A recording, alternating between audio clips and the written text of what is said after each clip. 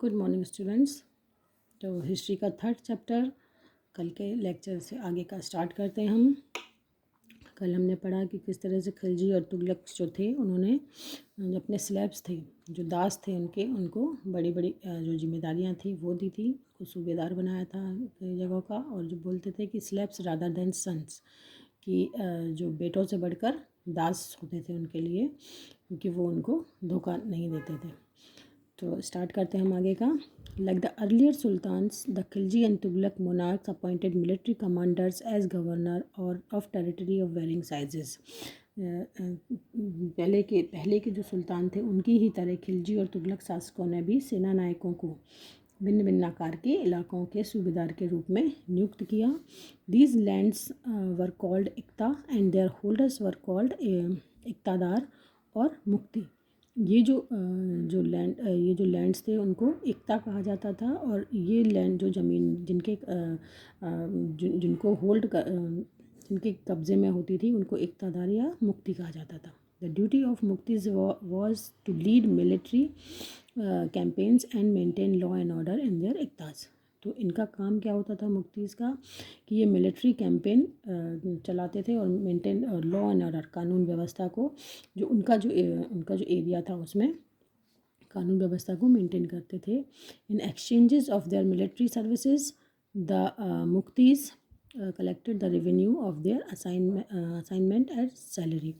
तो उनकी जो मिलिट्री सर्विसेज होती थी, मतलब कि जो मुक्ति था उनमें अपनी सैनिक सेवाओं के बदले वेतन के रूप में मुक्ति अपने इलाकों से राजस्व की वसूली किया करते थे। मतलब जो उनके वेतन के बदले जो उनको रेवेन्यू मिलता था वो उसको वसूलते थे वो। Control over muqtis was most effective if their office was not inheritable and if they were assigned iqtas for a short period of time before being shifted. तो राजस्व के रूप में या रेवेन्यू के रूप में मिली रकम से ही वे अपने सैनिकों को भी तनख्वाह देते थे। मुक्ति लोगों पर काबू रखने का सबसे प्रभावी तरीका था कि उनका पद वंश परंपरा से ना चले और उन्हें कोई इक्ता थोड़े थोड़े समय के लिए ही मिले, जिसके बाद उनका स्थानांतरण, मतलब उनको शिफ्ट कर दिया जाए। तो these harsh conditions of service were rigorously imposed during the reign of Alauddin Khilji and Mohammad Tughlaq. ये जो चीज़ें थी सुल्तान अलाउद्दीन खिलजी और मोहम्मद तुगलक के शासनकाल में नौकरी की इन कठोर नियमों का बड़ी सख्ती से पालन होता था। और accountants were appointed by the state to check the amounts of revenue collected by the muktis। तो अकाउंटेंट्स की नियुक्ति की जाती थी मुक्ति के द्वारा जो रेवेन्यू कलेक्ट किया जाता था उस पर नज़र रखने के लिए, उसको चेक करने के लिए। तो care was taken that the muqti collected only the taxes prescribed by the state and that he kept the required number of soldiers. तो इसके कारण ये होता था कि इस बात का ध्यान रखा जाता था कि मुक्ति राज्य के द्वारा निर्धारित कर ही वसूले और तय संख्या में के अनुसार सैनिक रखे। मतलब मुक्ति को ये आज़ादी नहीं थी कि वो कितना भी कर वसूल ले और कितने भी सैनिक रख ले, वो जो राज्य ने निर्धारित किए हैं उतने ही सैनिक रखेगा और उतना ही रेवेन्यू वो वसूल करेगा। तो एज द दिल्ली सल्तनत brought the hinterland of the cities under their control. तो जो दिल्ली सल्तनत था, जब दिल्ली के सुल्तान शहरों से दूर आंतरिक इलाकों में को भी अपने अधिकार में ले आए, तो उन्होंने भूमि के स्वामी सामंतों और अमीर जमींदारों को भी अपनी सत्ता के आगे झुकने को बाध्य कर दिया था। तो मतलब जो जिनके पास ज़मीन थी या जो मुखिया लोग होते थे, सामंत जो होते थे, उनको अपने आगे भी झुका लिया था अपने सैनिक शक्ति के कारण। Under Alauddin Khilji, the state brought the assessment and collection of land review under its own control। तो अलाउद्दीन खिलजी के शासनकाल में जो लैंड रेवेन्यू था, भू राजस्व था, जो उसको निर्धारित करना और वसूली के कार्य को राज्य ने अपने नियंत्रण में ले लिया था। The rights of the local chieftain to levy taxes were cancelled and they were also forced to pay taxes। तो जो स्थानीय जो सामंत होते थे, मतलब जो वहाँ लोकल जो सामंत होते थे, उनसे उनका कर लगाने का अधिकार छीन लिया और उनको भी अब कर चुकाने के लिए मजबूर किया जाने लगा। तो the sultans administrators measured the land and kept careful accounts. जो सुल्तान के एडमिनिस्ट्रेटर थे, जो उनके प्रशासक थे, वो लैंड का हिसाब रखते थे, ज़मीन को नापते थे और उसका हिसाब रखते थे। Some of the old chieftain and landlords serve the sultanate as revenue collectors and assessor. तो जो कुछ जो वहाँ के जो लोकल चिफ्टन थे, लोकल प्रमुख थे, वो सुल्तान के लिए रेवेन्यू कलेक्टर का काम करते थे, मतलब वो उनसे टैक्स वसूलते थे। तो there were 3 types of tax, 3 तरह का टैक्स होता था। ऑन कल्टीवेशन कॉल्ड खराज, मतलब जो पैदावार जो होती थी उसके ऊपर जो टैक्स लगता था उसको खराज कहा जाता था। And amounting to about 50% of the peasant produce. और अमाउंट कितना होता था, जो किसान ने जो उगाया है, मतलब उसके पास जितना भी अनाज उगा है उसका लगभग आधा 50% उसका उसको कर देना पड़ता था। ऑन कैटल, जो पशुपालन करते थे, जो जानवरों को पालते थे, उस पर लगता था। एंड ऑन हाउसेस, और घर पर 3 तरह के टैक्स लगते थे। तो it is important to remember that large part of the subcontinent remained outside the control of the Delhi sultan. ये भी ये याद रखना बहुत महत्वपूर्ण है कि जो इस जो महाद्वीप था उसका बहुत बड़ा पार्ट दिल्ली सुल्तान के कंट्रोल से बाहर था। It was difficult to control distant provinces like Bengal from Delhi and soon after annexing southern India. तो ये भी मुश्किल था कि दिल्ली से बंगाल जैसे दूर के जो प्रांत थे उनका नियंत्रण बहुत कठिन था। और दक्षिण भारत की विजय के तुरंत बाद ही वह पूरा क्षेत्र फिर से स्वतंत्र हो गया, मतलब जो साउथ इंडिया जो उन्होंने जीता उसके बाद ये क्षेत्र फिर से स्वतंत्र हो गया, क्योंकि इतनी दूर से दिल्ली से बंगाल पर या दक्षिण भारत पर कंट्रोल रखना बहुत ज़्यादा मुश्किल था।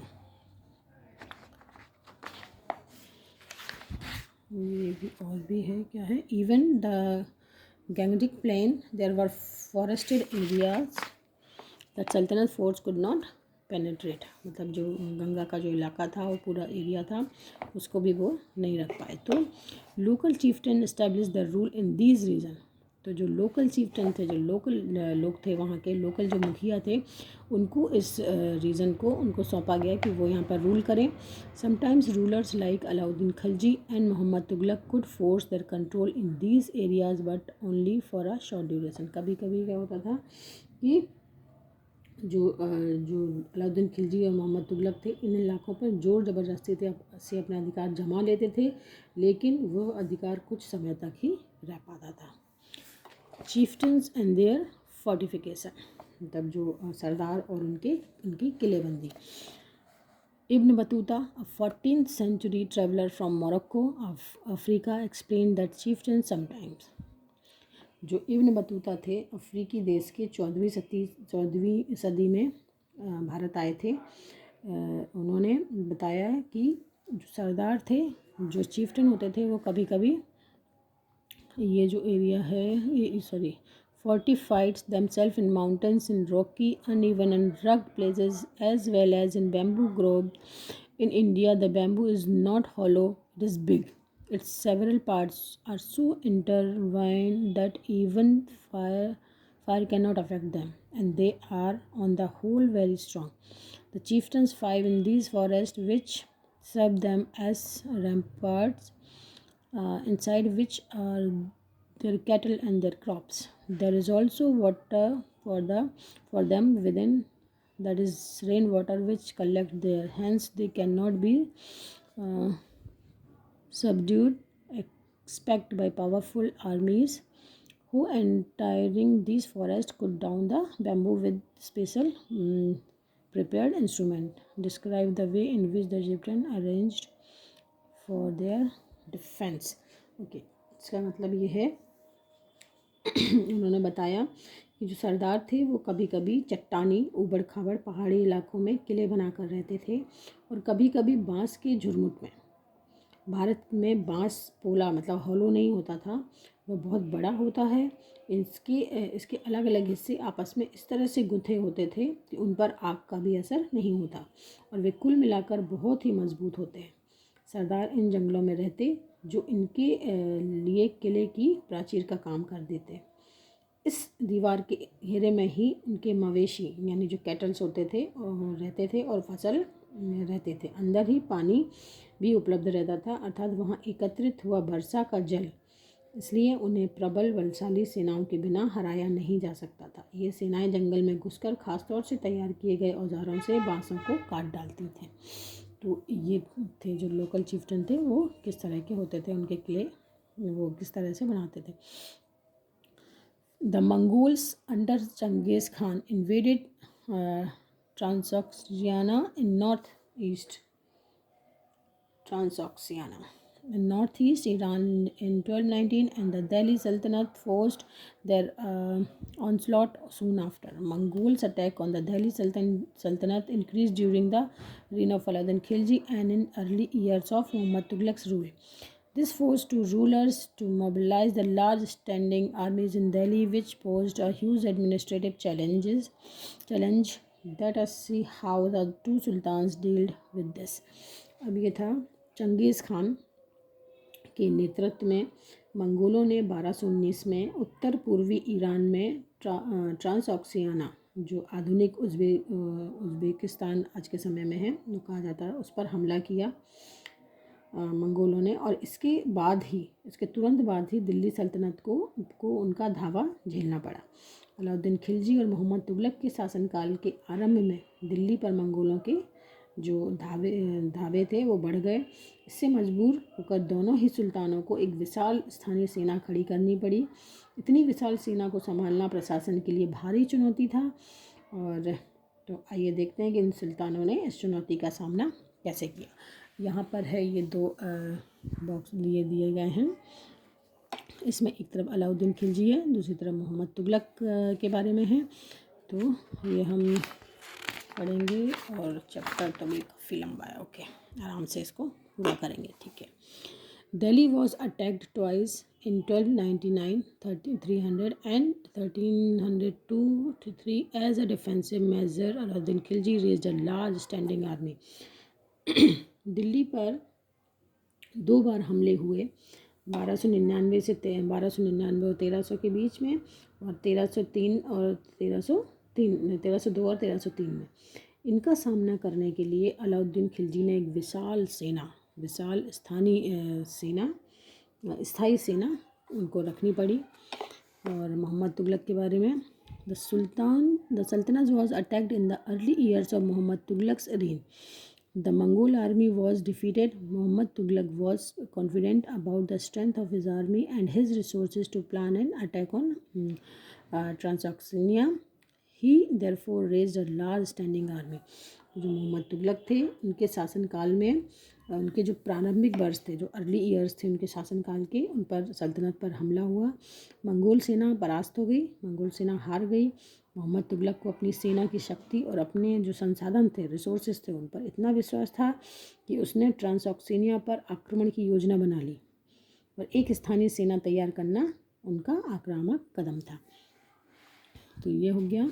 फिर Alauddin constructed a new garrison town named Siri for his soldiers. जो अलाउद्दीन खिलजी थे, उन्होंने एक नया गैरिसन टाउन बनाया जिसका नाम था सीरी। वो सैनिकों के लिए बनाया गया, अपने सैनिकों के लिए नया सीरी नाम का गैरिसन टाउन बनाया। Rather than constructing a new garrison town, the oldest for a 4 cities of Delhi a Kuna was emptied of its residents and soldiers garrisoned there. The residents of old city were sent to the new capital of Daulatabad in the south. तो जो मोहम्मद तुगलक थे, उन्होंने नया garrison शहर बनाने की बजाय दिल्ली के 4 शहरों में से सबसे पुराने शहर दिल्ली कोना के निवासियों को खाली करवाया वहाँ से, वहाँ पर सैनिकों की छावनी बना दी गई। पुराने शहर के जो निवासी थे उनको दक्षिण में बनी नई राजधानी दौलताबाद भेज दिया गया। उन्होंने नया शहर बसाने के बजाय पुराने शहर को ही खाली करवाया और वहाँ पर सैनिक बसाए, और उन लोगों को जिनको वहाँ से हटाया गया उनको नए शहर दौलताबाद में भेज दिया गया। फिर the soldier had to be fed this was done through the produce collected as tax from land between the Ganga and Yamuna. Tax was fix as 50% of the peasant yield. तो ये था सैनिकों का पेट भरने की समस्या को गंगा और यमुना के बीच की भूमि से ही कर के रूप में खेती की पैदावार इकट्ठी करके हल किया गया. मतलब ये कि आप सैनिक रखेंगे तो उनके लिए खाना भी चाहिए. तो इसके लिए जो गंगा यमुना का जो बीच का जो मैदान था वो बहुत ज़्यादा उपजाऊ था. उसमें जो पैदावार होती थी उसको वहाँ पर जो किसान थे उनकी जो वो फसल उगाते थे उसकी आधी फसल वो अपने सैनिकों के खाने के लिए रख लेते थे. तो मतलब जो जितना किसान उगाता था उसका आधा उनको देना पड़ता था. फिर है Mohammad Tughlaq. Produce from the same area was collected as tax to feed the army. But to meet the need to the large number of soldier the sultan levied additional taxes the coincided with famine in the area. अब मोहम्मद तुगलक को अपनी सेना को खिलाने के लिए उसी इलाके से खाद्यान्न इकट्ठा किया गया. लेकिन सैनिकों की विशाल संख्या की ज़रूरत पूरी करने के लिए सुल्तान ने अतिरिक्त कर भी लगाया. इसी दौरान उस क्षेत्र में अकाल भी पड़ा. उन्होंने जो मोहम्मद तुगलक थे उन्होंने उसी एरिया से टैक्स कलेक्ट किया और पर बहुत उनकी सेना बहुत बड़ी थी. उनको खिलाने के लिए उनको दूसरे टैक्सेस भी लगाने पड़े और उसी समय वहाँ पर अकाल भी पड़ा. तो आज का ये जो चैप्टर है वो हम यहीं पर रोकते हैं. कल हम इसके आगे का फिर पढ़ेंगे. ठीक है.